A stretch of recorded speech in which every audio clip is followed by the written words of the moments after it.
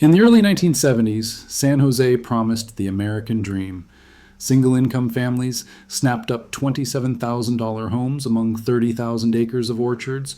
Morning commutes took just 20 minutes, and innovation quietly simmered at IBM and Intel. But beneath the nostalgia, the seeds of irreversible change were already taking root. Was living here then really as idyllic as people say?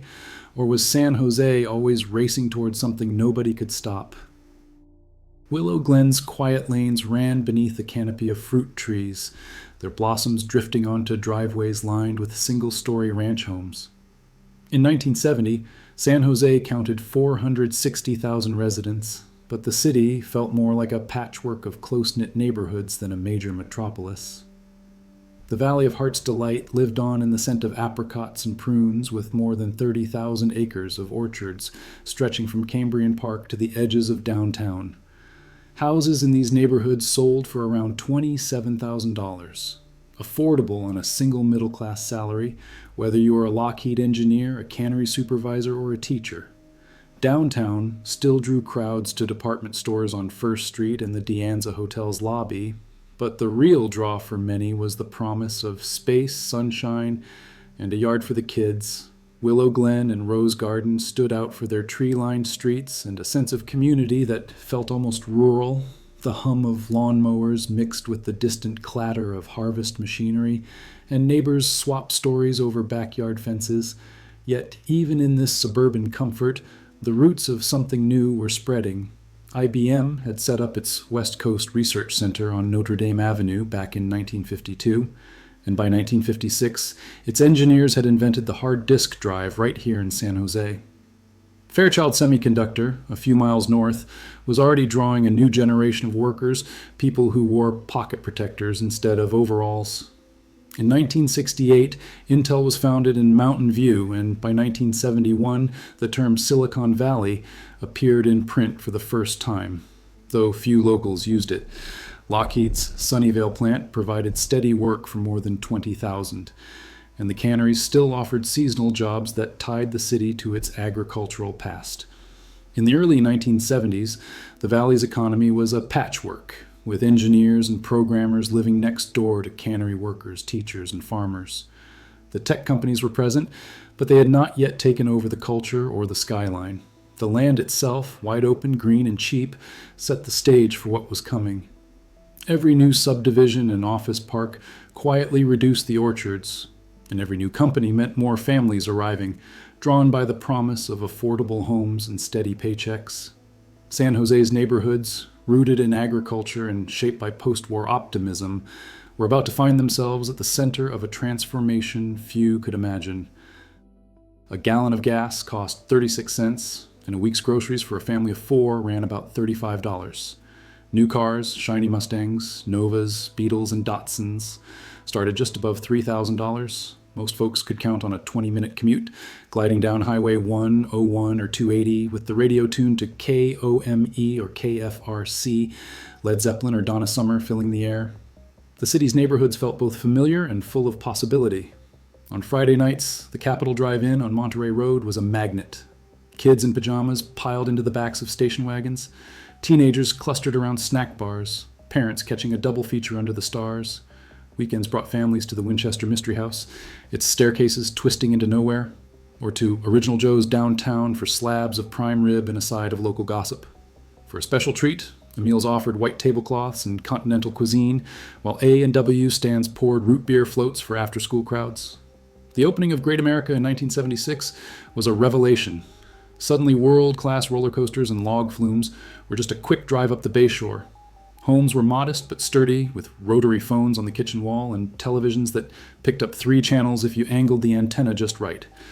Most households did not have a computer, and Pong was still a novelty at the arcade.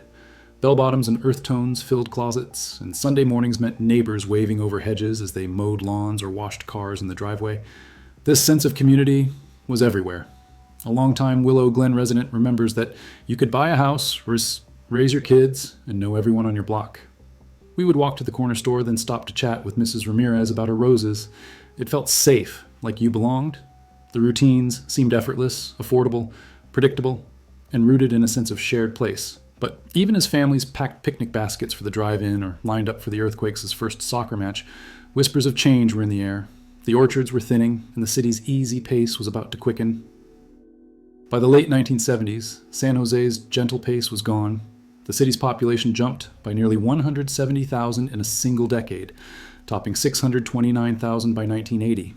What had been a patchwork of orchards and quiet neighborhoods was now a magnet for newcomers, each wave drawn by the promise of opportunity. But the landscape changed faster than anyone could have imagined. Between 1970 and 1980, nearly 80% of San Jose's agricultural land vanished. Thousands of acres of apricot and prune orchards, bulldozed for subdivisions, shopping centers, and the endless sprawl of tech campuses. Alongside this, a new kind of local legend was taking root. In 1976, two young engineers in a Los Altos garage founded Apple Computer. By 1977, the Apple II hit the market, and the world's eyes began to drift toward Silicon Valley. For every startup that fizzled, another seemed to double in size overnight. But for families arriving in the late 70s, the sense of easy abundance was already slipping away. Median home prices shot from $27,000 at the start of the decade to around $90,000 by 1979, a staggering 233% increase. One engineer, hired at a chip company in 1978, remembers standing in front of a modest ranch house in Cambrian Park and thinking, how could anyone afford this? The sticker shock was real, even for those with steady jobs and good salaries. Highway 101, once a quick shot downtown, now backed up at rush hour.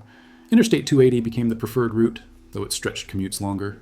The city's growth was visible in every direction. More cars, more people, fewer orchards, and a skyline starting to bristle with glass and steel. The valley's transformation was no longer a whisper. It was a roar.